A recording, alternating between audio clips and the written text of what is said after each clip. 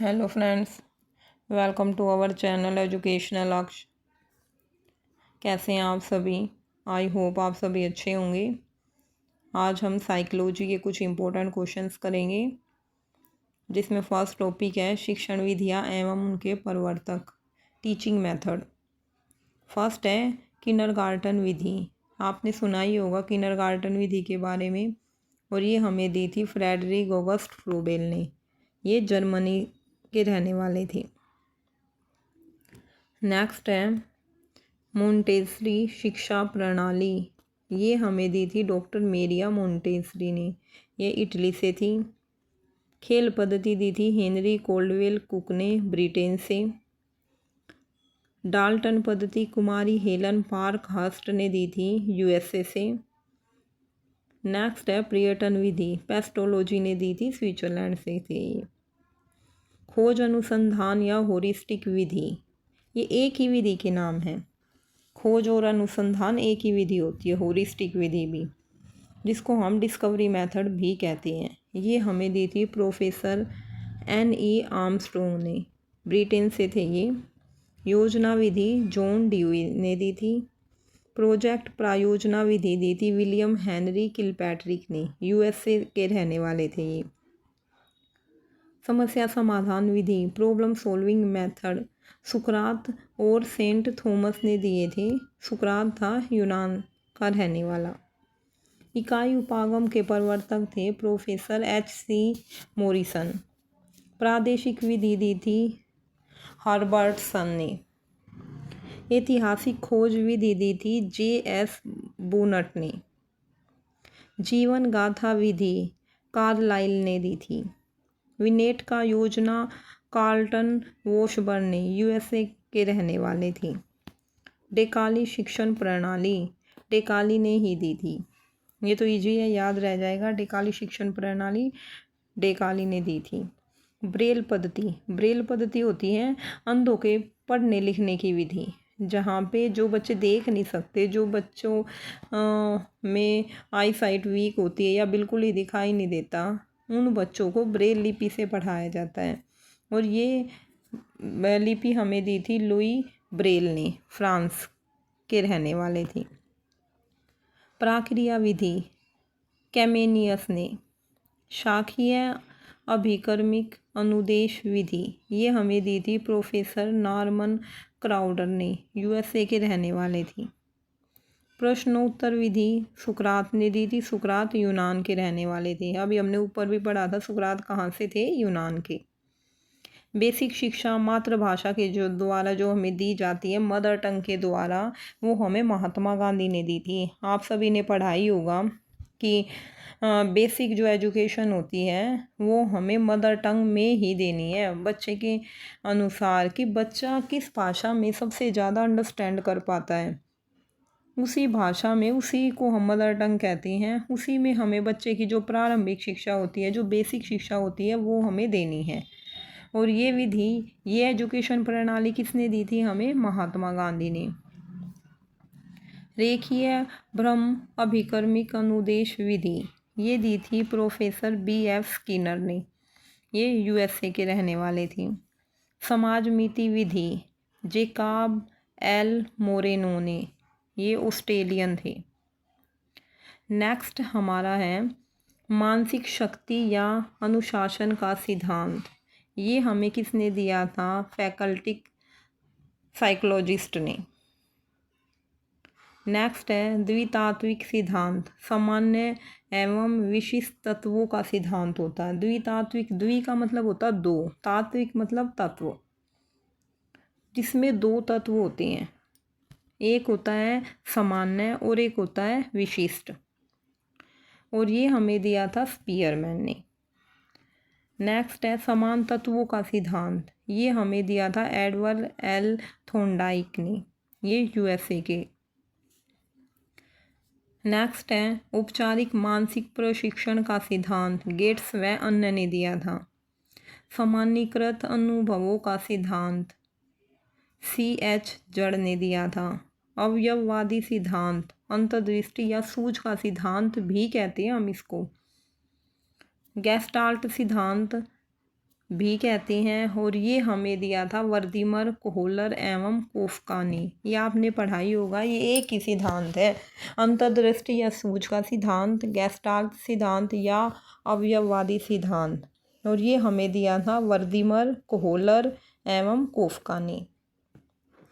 अब हम थोड़ा सा लैंग्वेज के बारे में पढ़ते हैं कि लैंग्वेज की डेवलपमेंट कैसे होती है बच्चे के अंदर। स्टार्टिंग में वो कितने शब्दों को सीख पाता है, वो धीरे धीरे कैसे उसमें लैंग्वेज की डेवलपमेंट होती है। तो भाषा की विकास प्रगति है ये। हम सबसे पहले पढ़ेंगे बच्चे की किस एज में कितने शब्द, कितने वर्ड वो गेन कर पाता है। तो जन्म से लेके 8 माह तक बच्चा कुछ भी नहीं सीख पाता, वो कोई भी शब्द बनाना नहीं सीख पाता, वो केवल साउंड को सुनता है, लेटर को सुनता है, लेकिन उसको वर्ड मेकिंग नहीं आती।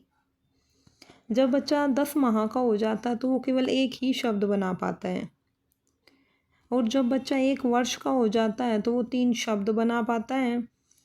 1 वर्ष से 3 माह तक वो 19 शब्द बना पाता है, 3 से 6 माह तक 22, 6 से 9 माह तक 118 118, और 2 वर्ष तक बच्चे के अंदर 212 212 वर्ड्स का विकास हो जाता है। 4 वर्ष का बच्चा 1550, 5 वर्ष का बच्चा होता है वो 2072, और 6 वर्ष का जो बच्चा होता है वो 2562 शब्द सीख लेता है। आई होप आप सभी को लर्न हो गया होगा। एक बार से और आप पढ़ लेना अच्छे से, आपको अच्छे से क्लियर हो जाएंगी चीज़ें। नेक्स्ट है, हम बच्चे की अवस्थाओं के बारे में पढ़ेंगे। फर्स्ट होती है शैशव अवस्था। शैशव अवस्था को हम क्या कहते हैं? भावी जीवन की आधारशिला, क्योंकि इसी के अंदर बच्चे की नींव रखी जाती है, और ये जीवन का सबसे महत्वपूर्ण काल बोला जाता है।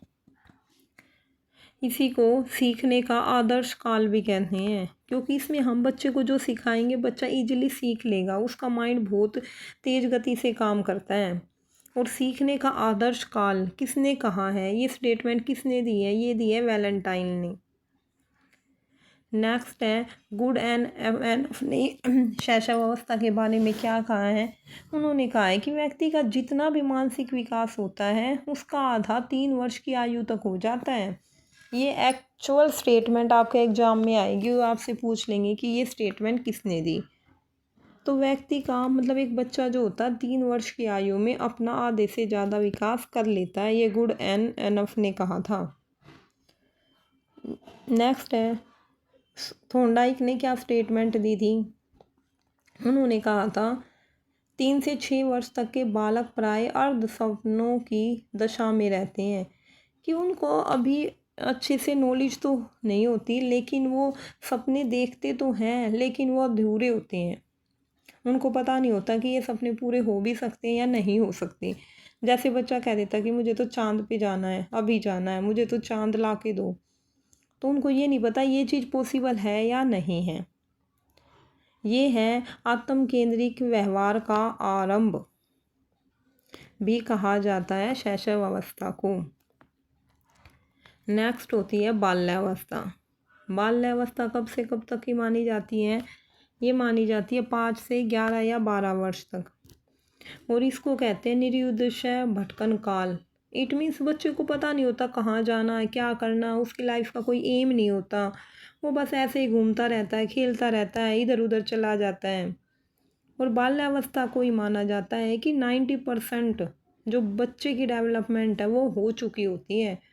90% लगभग बालक का सर्वाधिक मानसिक विकास हो जाता है जब बच्चा 11 या 12 साल का होता है। बाल्यावस्था में 90% तो उसकी डेवलपमेंट हो चुकी होती है दिमाग की, कि उसको क्या सीखना, उसकी थिंकिंग कैसे डेवलप हुई, ये सारी चीज़ें 11 या 12 साल तक का बच्चा सीख लेता है 90%। इसको बाल्यावस्था को क्या कहा जाता है? अनोखा काल भी कहा जाता है। अनोखा काल संवेगात्मक विकास का, कि इमोशनल डेवलपमेंट का अनोखा काल कहा जाता है। इसमें जो इमोशंस होते हैं वो स्टेबल नहीं होते, वो चेंज होते रहते हैं। और ये बात किसने कही थी? अनोखा काल संवेगात्मक विकास का, ये स्टेटमेंट दी थी कोल एवं ब्रूस ने। और बाल्यावस्था में ही बच्चे के अंदर नेता बनने की इच्छा होती है, वो हर चीज़ में लीडर बनना चाहता है। और वैचारिक क्रिया अवस्था होती है ये 7 से 12 वर्ष तक। ये बच्चा बहुत ज़्यादा विचार करता है और इसको टोले की आयु भी कहते हैं, गैंग एज। ये इंपॉर्टेंट पॉइंट है, गैंग एज कौन सी अवस्था को कहा जाता है, तो गैंग एज कहा जाता है बाल्यावस्था को। और लीडरशिप की जो प्रवृत्ति है वो भी सबसे ज़्यादा किस में पाई जाती है, बाल्यावस्था में। 5 से 11 या 12 साल तक के बच्चे के अंदर ज़्यादा होती है। नेक्स्ट है मिथ्या परिपक्वता का काल।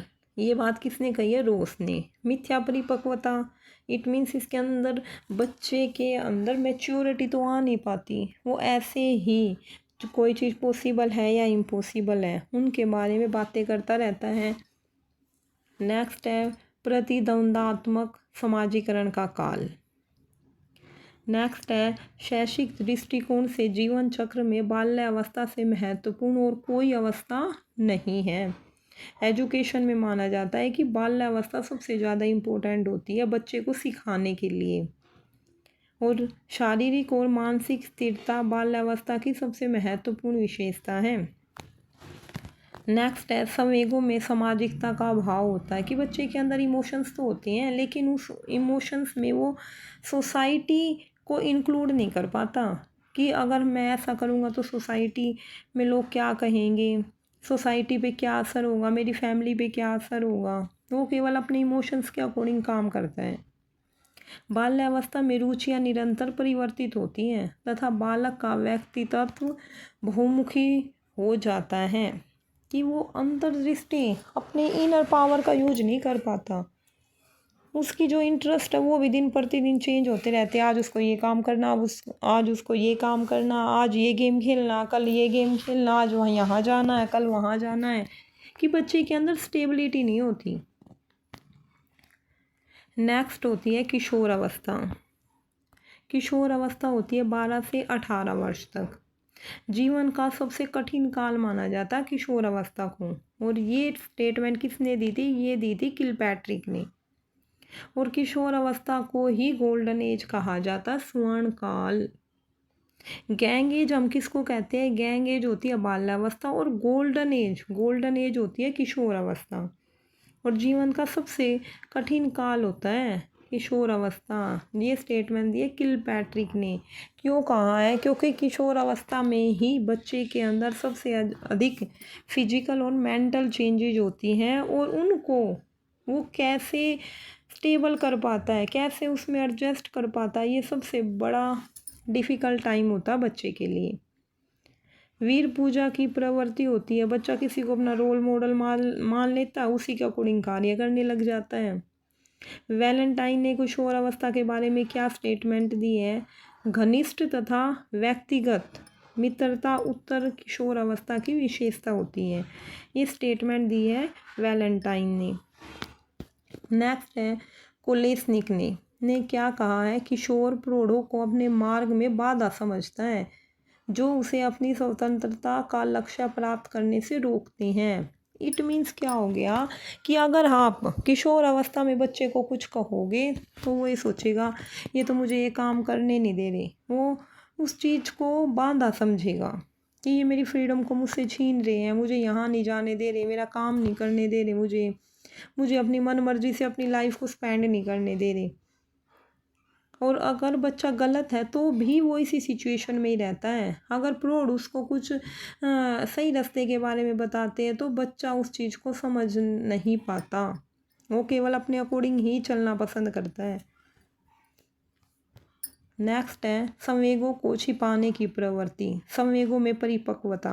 हाँ, बच्चे के अंदर थोड़ी सी इमोशनल डेवलपमेंट हो जाती है, वो अपने इमोशंस को छिपाने भी लग जाता है, उसमें थोड़ी सी मैच्योरिटी भी आ जाती है। और ये चरम अवस्था होती है हर तरीके से, फिजिकली, इमोशनल, मेंटल, हर तरीके से किशोर अवस्था चरम अवस्था होती है। जीवन की अंतिम अवस्था होती है सीखने के लिए, किशोर अवस्था को ही माना जाता है। स्टैनले हॉल ने क्या कहा किशोर अवस्था के बारे में कि किशोर अवस्था एक परेशानी, तनाव एवं द्वंद्व की अवस्था होती है क्योंकि इसी के अंदर सबसे ज़्यादा चेंजेज होते हैं और इसी के अंदर बच्चे के अंदर स्टेबिलिटी लाना बहुत ज़्यादा ज़रूरी हो जाता है।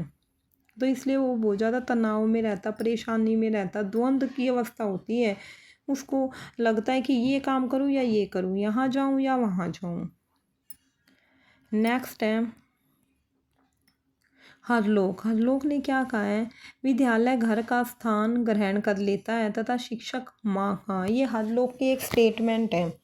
आपसे एग्जाम में ऐसे क्वेश्चन पूछे जाते हैं कि ये स्टेटमेंट किसने दी, तो हरलोक ने कौन सी स्टेटमेंट दी है कि विद्यालय घर का स्थान ग्रहण कर लेता है और शिक्षक माँ का। कि प्रारंभ में क्या होता है, स्टार्टिंग में बच्चा जब स्कूल जाता है तो वो स्कूल को ही अपना घर समझता है और शिक्षक को अपनी माँ। नेक्स्ट है, ये वन लाइनर क्वेश्चंस हैं। प्रतिभाशाली बालक बोलना कब सीखते हैं, वो सीखते हैं 11 माह में। और जो सामान्य बुद्धि वाले बालक है वो बोलना सीखते हैं 16 माह में। और जो मंद बुद्धि बालक है वो कब बोलना सीखते हैं, वो 24 माह में। इट मीन्स 2 साल में बोलना सीखते हैं। ये आपको याद रखनी है। प्रतिभाशाली सीखते हैं 11 माह में, सामान्य बच्चा सीखता है 16 में, और जो मंद बुद्धि होते हैं वो सीखते हैं 24 में।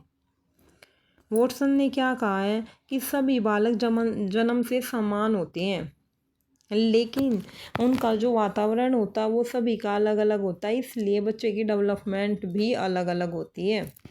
स्टैंग ने क्या कहा है कि ऐसा शायद ही कोई खेल हो जिसे 10 वर्ष के बालक न खेलते हों।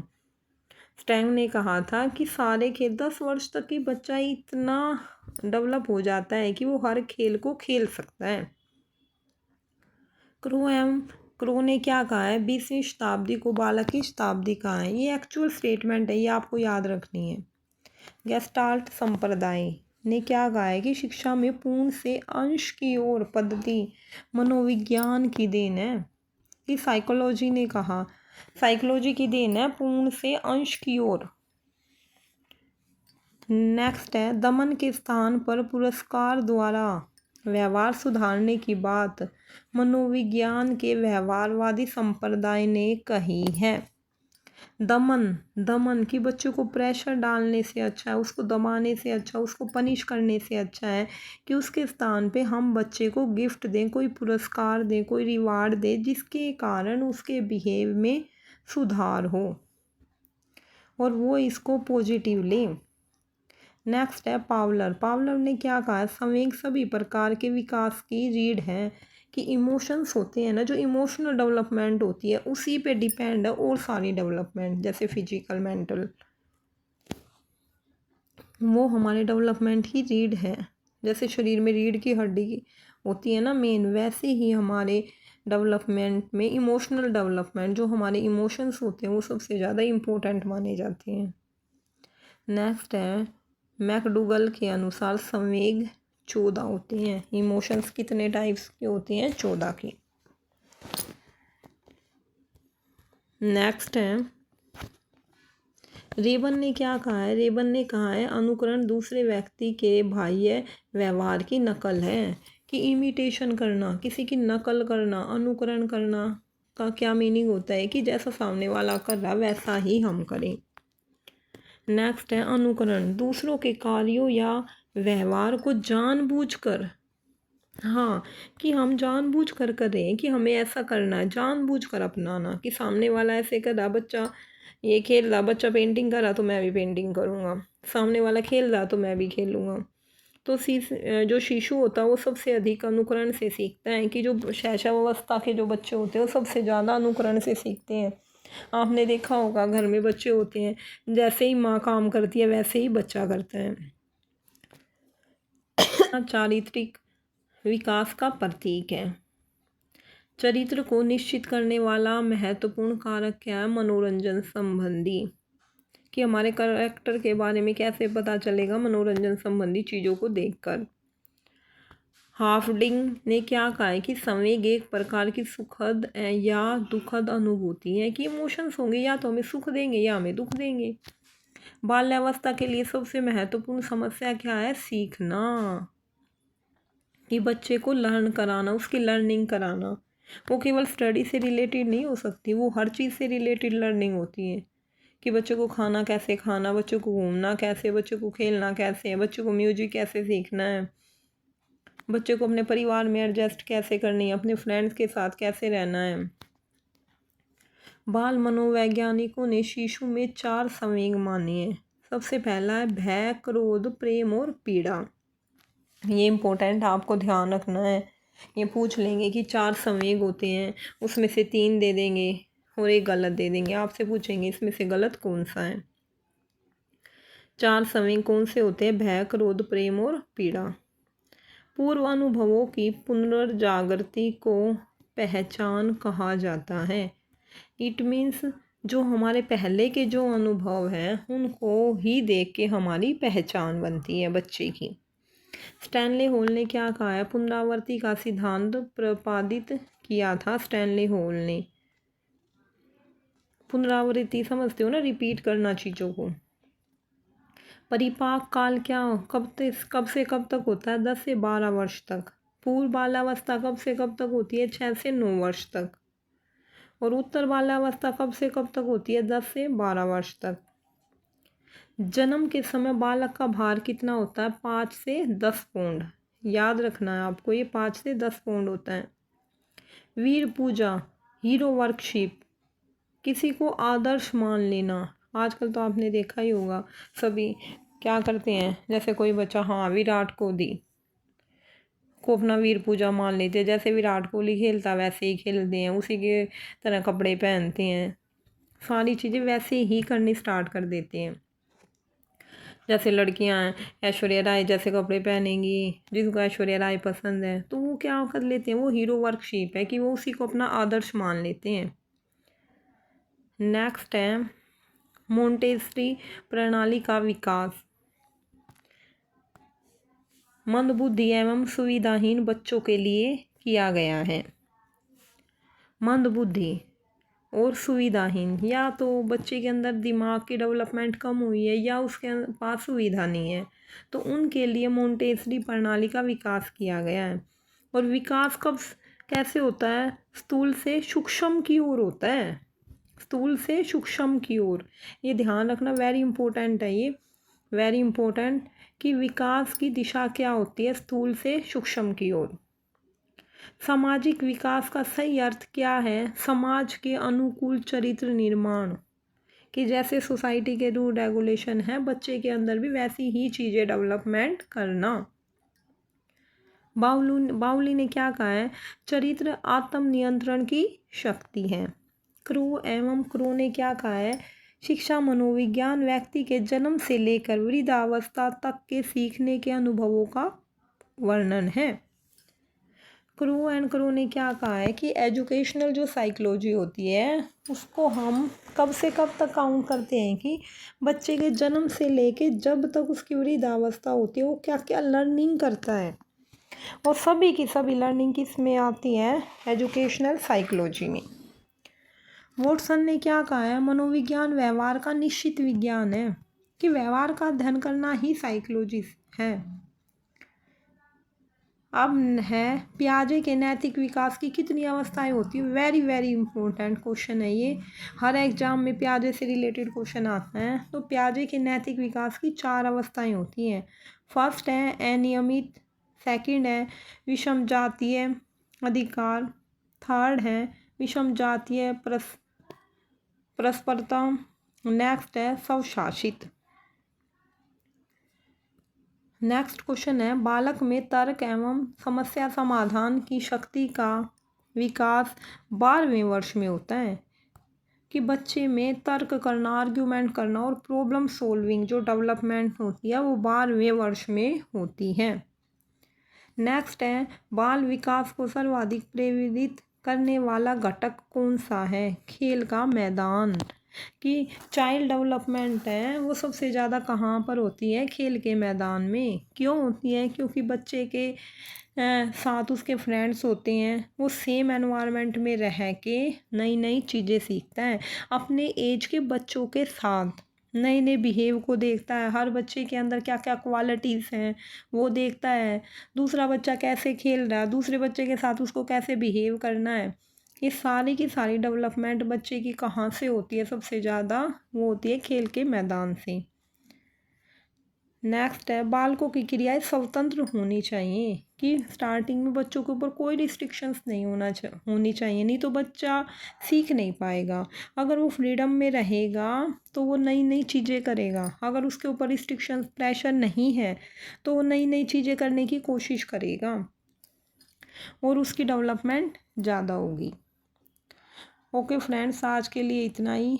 आई होप आपको क्लास अच्छी लगी हो तो like share and subscribe my channel. Thank you so much.